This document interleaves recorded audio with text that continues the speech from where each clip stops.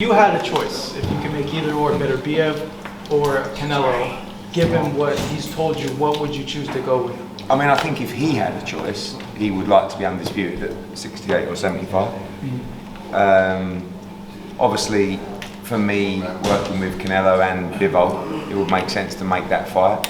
You know, I have to speak to Eddie Reynoso and Sal and see. Obviously, they would have watched that performance, and that defeat will eat him up. You know, he'll want to revenge that defeat. So I think see what Eddie and Sal will say. But I would like to make the Canelo rematch because I just don't think that Benavidez will be available until August, September. Because if he's going to fight Yard in January or February, then he's got Ramadan, I think, till is it April or May. He's probably not going to be ready till August, September. So I don't think Dmitry Bivol will wait that long. Risky if you put him back in there, Bivol against Canelo, because a lot of people feel that the same result would happen. Yeah. That's a huge hit to the marketability of Canelo. I don't think Canelo is really concerned with his marketability in terms of losing fights. I mean, I just think he wants the biggest challenges, and I just, knowing him, like voluntary defences just don't really appeal to him unless he wants to particularly fight someone, or, you know, he right now he has a chance to avenge a defeat, and I think that would be his priority. You know, looking at the future, Caleb Plant and David Benavidez got made. I just want to get your reaction. It's a great fight. I mean, I don't think there's a date yet or anything, but that's the kind of fight that's going to put David Benavidez in a great position to fight Canelo Alvarez, because it's a fight that's going to give him profile. I don't know who wins that fight, actually. I think Benavidez, but it's a really good fight, and I'm glad to see it get made. You know, I was going to allude to that. If he were to win, do you think on your end it would make sense business-wise to finally make that fight? I mean, business-wise, yeah, obviously subject to the deal and what everybody wants, but Canelo Alvarez is the boss. You know, he's the big boss. He's going to call all the shots, always, like with me, with the fight. But I know what he's like, and if Benavidez puts in a great performance against Plant and everyone starts calling for that fight, Sal would have no problem fighting Benavidez. But it's got exciting. And at the moment, he's never fought anyone, Benavidez. I just don't think it excites him, but maybe it will after a Plant fight. That's a great fight. Eddie, we just spoke to Anthony Joshua, and he said that there was a point after the Fury negotiations he felt like taking a year out. He said he's still not decided, but that's the first time we, the media, have heard that firsthand. What do you make of that, and is that something that you were aware of? Yeah, no, he was just pissed off. You know, he got his bluff called, really, we feel, and he accepted it.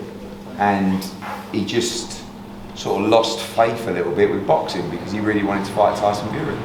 So, you know, I think that's the main reason that he didn't fight this year, because it sort of messed up his mojo and made him think, like, what are these people doing? Like, they say they want to fight me, now I've got a deadline, Chisora gets another month to do the deal, and I had to sign it then, and etc. So that's why you're going to see him fight maybe the end of February, but probably March.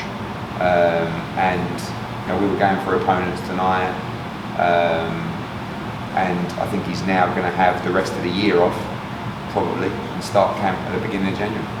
Obviously, he does so many media, and he's not going to give us the first grasp on everything. But Wilder was the fight that excited him. You say that, you know, we think that can happen, but time and time again, you know, we have these talks, and then, you know, we think they're going to get made and they don't. Do we think it's really a reality for next year? Definitely. I mean, he was one of the names that I mentioned him tonight. Not just saying it, but I couldn't say a fight to AJ that he doesn't go. Like he said tonight about Andy Ruiz. I said, "Oh, have you seen Andy Ruiz over there?" He went, "Yeah, I'd love to fight him again." I was like, "Why? I'm fighting him again." He was like, "Why not?" I went, "Fuck off." Like, he's horrible. Like, he's like, "Oh." And then Jalabov, you know, that other guy, he was having a fight with him. I said, "Oh, you saw Jalabov?" He goes, "Yeah, I'd love to fight him." I was like, "Why?" It's about 4-0. It's like, yeah, but he just wants to fight everybody. So again, like Bivol, like it's just a case of whether he has, and it wouldn't be an easy fight, but an easier fight before he goes into a Deontay Wilder or a Dillian White. basically. So it won't be Dillian White then in March? Yes, it could be. What if it's not a Deontay Wilder or a Dillian White? What sort of names are we? Are we looking at the Otto Wallins again? Yeah, possibly. I think Otto Wallins is a very fair fight for AJ to come back to. A lot of these guys just price themselves out. Filip Hrgović is a great fight. He's IBF mandatory. Zhilei Zhang had a good fight with Filip Hrgović. I mean, I'm just putting names out. I think the winner of Dillian White against Jermaine Franklin is a very, very good front runner for the next fight. Just quickly on Zhilei Zhang, you sort of spoke, people after his performance against Hrgović where they thought he won, spoke about doing a big Beijing stadium fight. Is that something that you've looked at all? Because obviously Zhilei Zhang's quite a big star out there. Yeah, we're in talks to stage a big fight in China, and I think that'll be on the agenda for 2023, and maybe even AJ against Zhilei Zhang at the Bird's Nest. With AJ, obviously after the fight against Usyk, he was very emotional, Stanley was emotionally drained. Then there was talk about getting him out 4 times a year, then there was talk about Fury, then we've just, as Charlie said there, he wants to take a year out, now it's March. It's sort of like, but can you see from the outside, it looks a little bit erratic. It's like, is the main because only for people that know nothing about boxing, because if you know anything about boxing, you know that when you finish a fight, one, emotions are very high, you have a plan. Virtually every fighter after their fight will go straight back in the gym.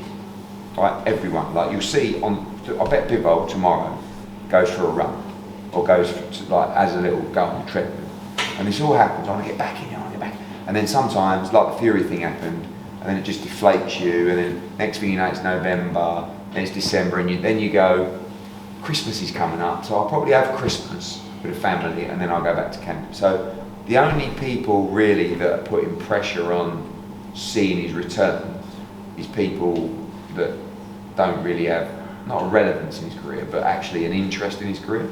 So they're saying, well, why isn't he coming back into, well, he was going to fight Fury, but just decided to come back in February or March. Oh, why? Because he wanted to. And he just felt that actually he should take some time out. You can't really win, because when he accepted the Fury fight, people were saying, oh, he shouldn't really fight that soon, he should wait till next year, because he looked like he imploded a bit after the Usyk fight, and I think mentally he needs some time. And then all of a sudden he fights in March, and they go, why is he not fighting in December? So, I think really, you just leave it to him. Just quickly on someone else who was here tonight, Devin Haney ringside. Yeah. You worked with him in the past. What's his situation with Top Rank on? Because fights that are coming out here, something like Haney Lomachenko, yeah, I don't feels like something that coming. Yeah, Haney Lomachenko doesn't appear out here, because Haney Lomachenko is not the fight that it once was. I mean, after Lomachenko's performance, and he's still a great fighter, I just think Devin Haney's a massive favourite in that fight. Now, Devin Haney against Ryan Garcia is a fight that could come out here. Ryan Garcia against Gervonta Davis is a fight that could come out here. What is Devin's contract situation? I don't know. I mean, look, I think, I'll say it's inevitable to come back to us, but we're pretty close. And I think he's got one fight where he's got to negotiate a deal to fight Lomachenko, but we'd love to bring him back to match when there was an opportunity to do so. We don't want to interfere with any contracts, but he's a friend of mine and a tremendous fighter, and getting better and better. So we'll see what's next for him. Eddie, a few questions in beside. Just firstly, your reaction to the bout tonight between Dmitry and Ramirez. Bivol looking fantastic. Yeah, he's a tremendous fighter. I mean, people were messaging me, a lot of people in boxing, saying, Jesus, this guy is so good. And Ramirez is a great fighter. He's 44-0, but he had a good try tonight, but he was just levels beneath Dmitry Bivol. How much better do you feel Dmitry Bivol can get, especially on the back of what we saw tonight? And is he even number one at 175 now? I believe he's the number one at 175. I think it's just about confidence. It's about, just improving with performance. He's beaten Canelo Alvarez. He's beaten Zerdo Ramirez, and I think it'll be better to be able to Canelo Alvarez next. Just talk to me about that, because the rematch clause has been spoken about in the past. Is that like a strict rematch clause, always Beterbiev a possibility? Beterbiev is a possibility, but we do have an agreement in place to look at the Canelo Alvarez fight, providing the terms are acceptable to Dmitry Bivol.